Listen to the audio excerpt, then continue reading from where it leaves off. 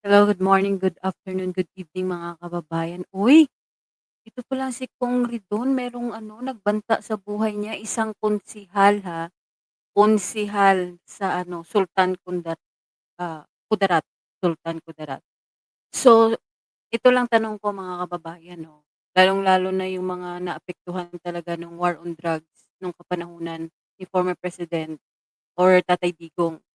Kayo ba, ah, sa palagay nyo, talaga bang na-normalize nung, ngayon yung pagbabanta sa buhay ng tao? Kasi ito yung sinasabi dito ni Congressman Garin, eh, na na-normalize daw yung pagbabanta 'no, ng mga kumbaga parang, ah, tawag dito, normal na lang, normalize, normal, normal na lang 'no, sa mga kababayan natin na ngayon na magsalita ng pagbabanta sa kapwa niya tao. Ano yung masasabi niyo dun? Ganun ba talaga yung epekto nung kapanahunan nung naging presidente pa si former President Duterte? Kasi ito yung sinasabi niya ngayon. So kung sinasabi niya ngayon na na-normalize nga yung pagbabanta sa kapwa-tao, anong ginawa mo, tawag dito, Congressman Kerin, nung kapanahunan nung presidente pa si Tatay Digong? Ano ba, tahimik ka lang ba noon o krine-criticize mo ba? O tawag dito, nasa chairman of Committee of Silent ka din nung kapanahunan ni Tatay Digong. Kasi ngayon palaging nasa administrasyon ni former President Duterte na ang sisid sa lahat ng mga nangyayari ngayon, flood control, sisi sa administrasyon ni Digong. Ngayon naman yung mga ganitong pagbabanta sa, buhay, isisisi niyo na naman kay former President Duterte. Bakit? Wala bang kanya-kanyang pag-iisip yung mga Pilipino natin na kapag sinabi nila yung mga ganyang bagay may mga konsekwensya yung mangyayari? May mga batas naman tayo na sa mga ganyang bagay, eh, 'di ba? O pakinggan natin itong presko nila na talagang mapapansin niyo yung ngayon, yung mga nakaupo ngayon na mga pulitiko. Si Jose Claire Castro, palaging kapag may press con, may press briefing, isisisi, sisi, sisi, sisi palagi sa former administrasyon ni Duterte. 'Di ba? Bakit gano'n? Gumawa kayo ng paraan.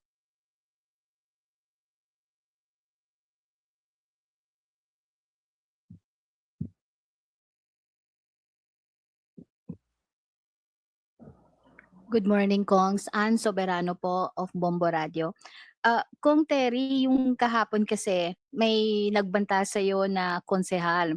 So sa may mga pangamba ang ilan na tila nagiging normal na ang ganitong uri ng pananalita mula sa ilang opisyal ng gobyerno. Sa tingin po ba ninyo may kultura o panggagaya o pag-uulit ng ganitong asal? Hindi, ang totoo po dito ang pino-prosecute po natin, hindi lang po yung, threats ng, pangalang pangulo. Ang pino-prosecute din po natin yung kultura ho ng pagbabanta, hindi ba? Ang nakita ho natin, the followers follow the leader, hindi ba? So, if the leader had made threats against the president, kahit yung mga sumusunod ho sa kanila, gano'n din ho yung ginagawa. Doon ho sa umuusig sa, kanila pong leader, hindi ba? So, Siguro dapat 'no, sa gumagawa ng ganyan na parang wala lang sa kanila yung pagbanta sa kapwa nila tao, katulad nung ginawa ni Nadine Lustre. Talagang hinanap niya 'no, yung commentors na nag-comment sa kanya, 'di ba? Kinasuhan niya at na-convict nga yung tao, 'di ba? Yun yung siguro yung gawin para naman na maano ba, masampulan na kapag nagsalita ka ng ganyan, nagkomento ka ng ganyan, nagbanta ka sa buhay ng kapwa mo, sa kapwa mo, may kalalagyan ka, gano'n lang siguro. Kasi 'pag pinabayaan mo kasi 'yan tapos kahit naman siguro hindi supporters ni former President Duterte, may mga tao din na gano'n yung mga pag-uugali na akala nila okey lang yung magbanta sa kapwa nila. So, dapat 'no, kumbaga siniseryoso yung mga 'pag nagsasalita na, ano na threat na sa buhay mo, gano'n na lang siguro. 'Di ba? Huwag nating ibalewala yung mga taong lalo-lalo na sa Facebook ang daming mga matatapang na tao diyan 'pag nahuli naman, nag-iiyakan.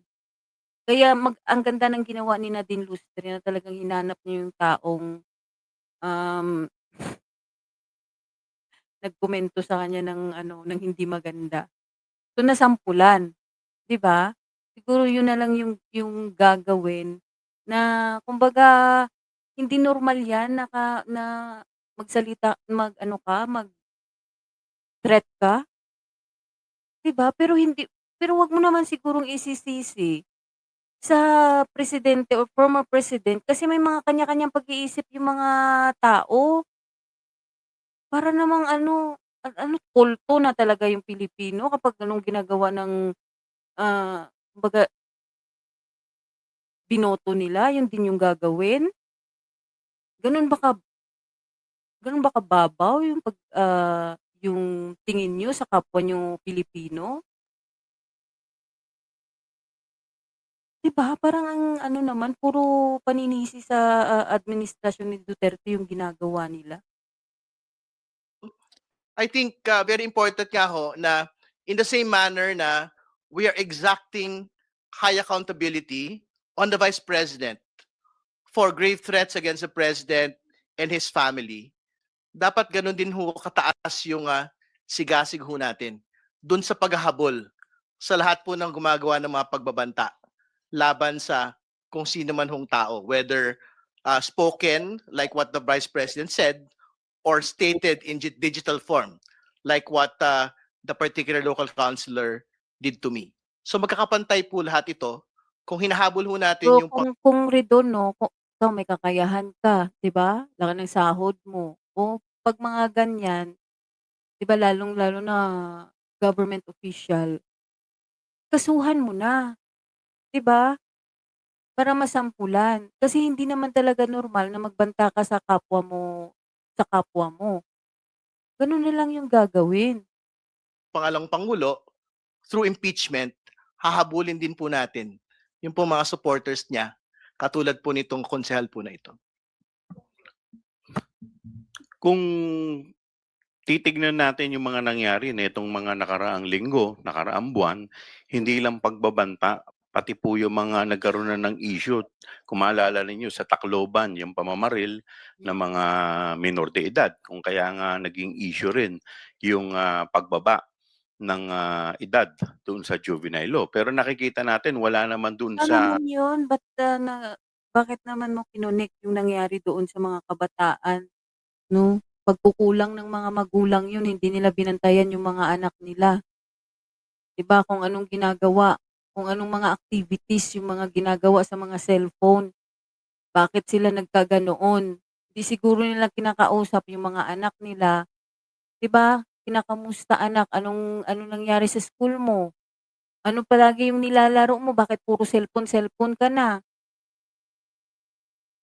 Ang layo naman nun ng ano,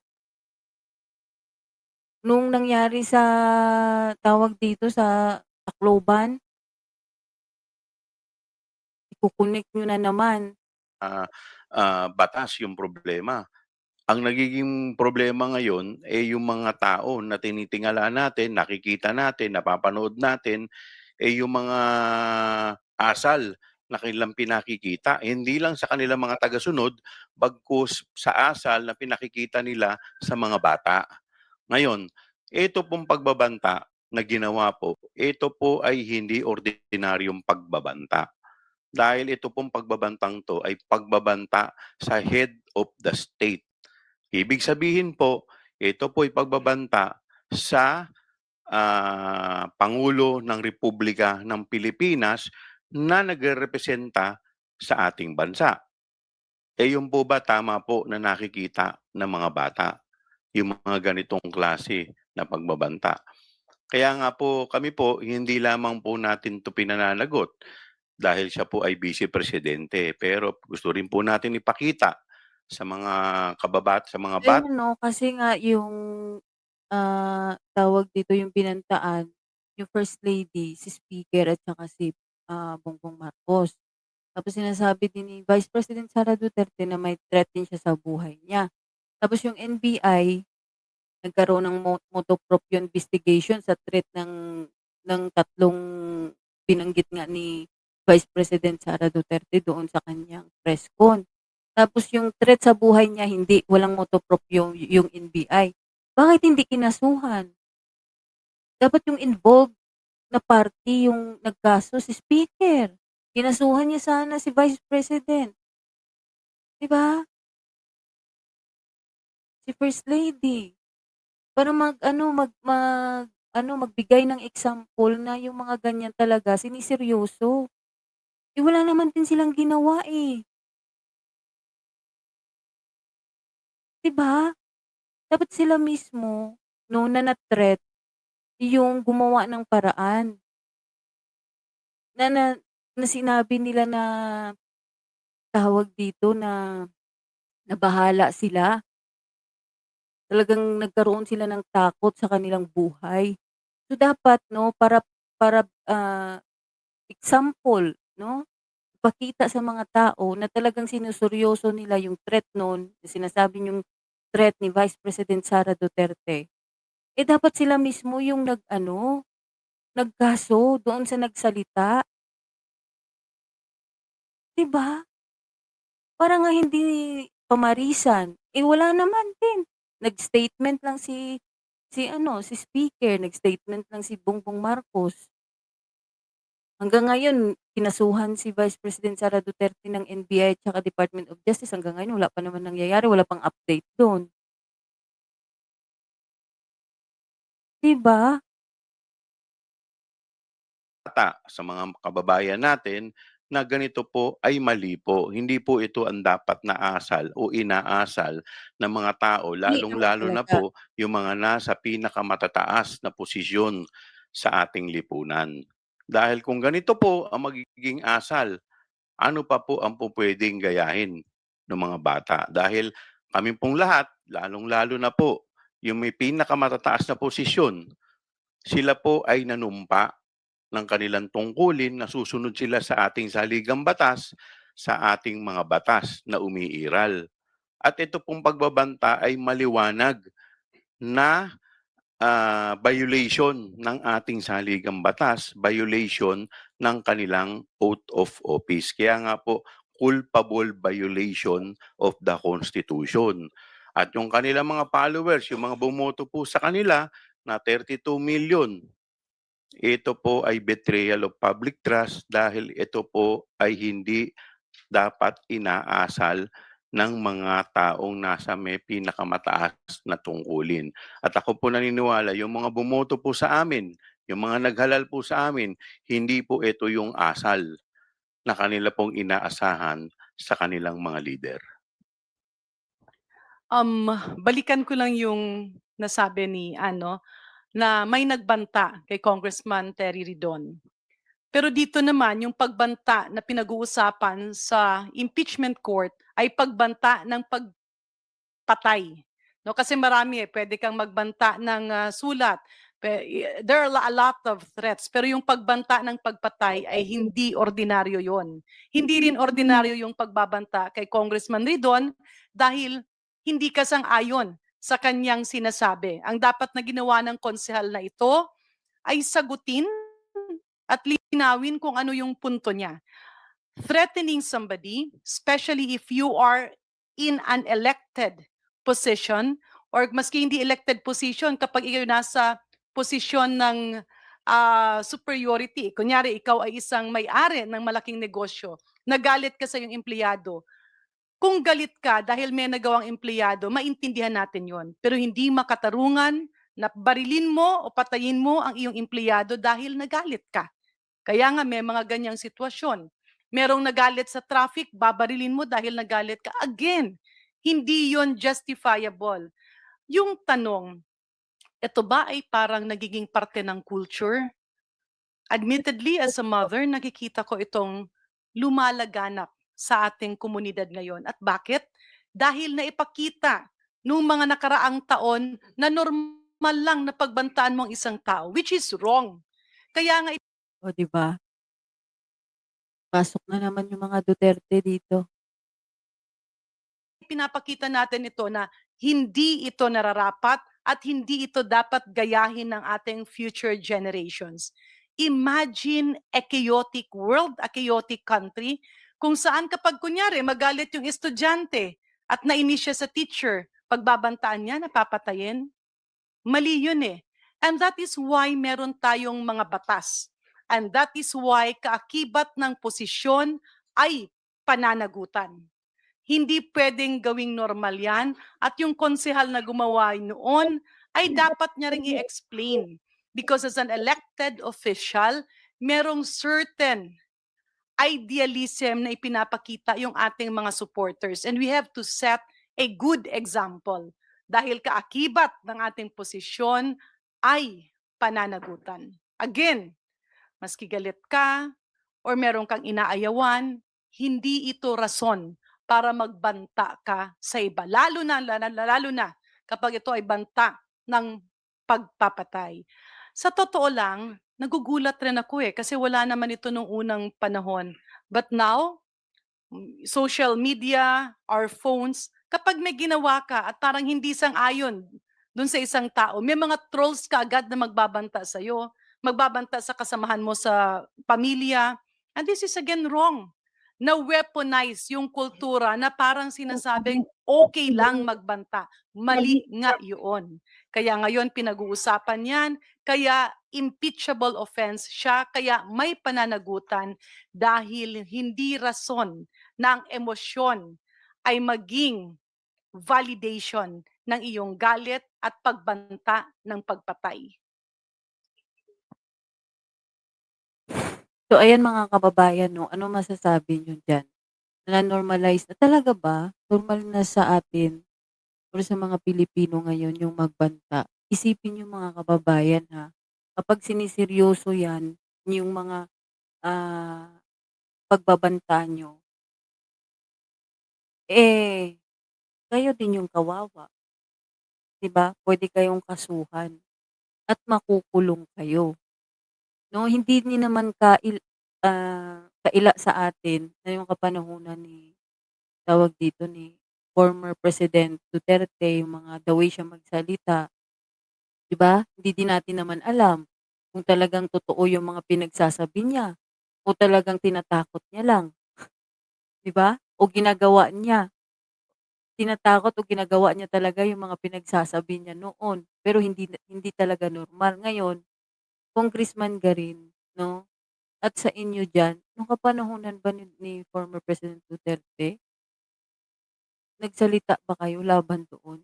Dapat kasi hindi niyo pinayagan din 'yun, eh. Kasi kami yung mga ordinaryong mga Pilipino nakikita namin na mali 'yun, hindi naman kami wala naman kaming ano, hindi naman kami mapapakinggan.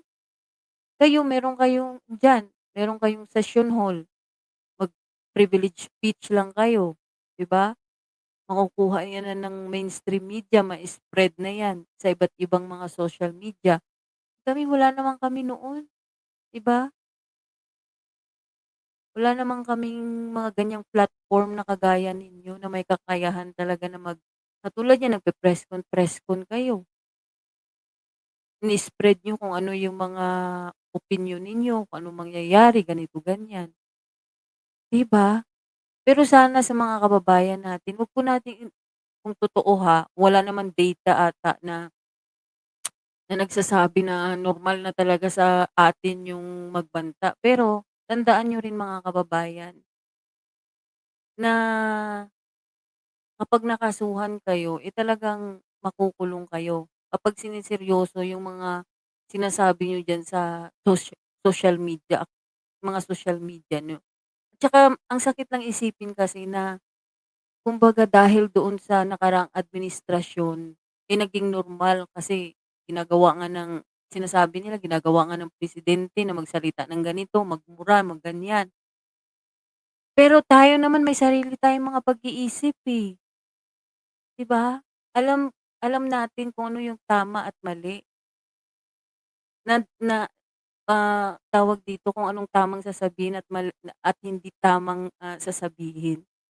So sana, tawag dito, hindi totoo yung mga pinagsasabi nito na nung panahon ni dahil doon sa panahon ni Pangulong Duterte na magsalita siya, 'di ba? Magmura, tapos kung ano-ano yung mga pinagkukuwento niya noon, eh, ginaya na ng mga kababayan natin. Eh, hindi talaga tama naman yun, mga kababayan, sa totoo lang. May mga sarili-sarili tayong pag-iisip. Tayo mga Pilipino, mahaba yung pasensya natin. Pero alam ko, no, wala naman talaga sa ating mga mga bobo.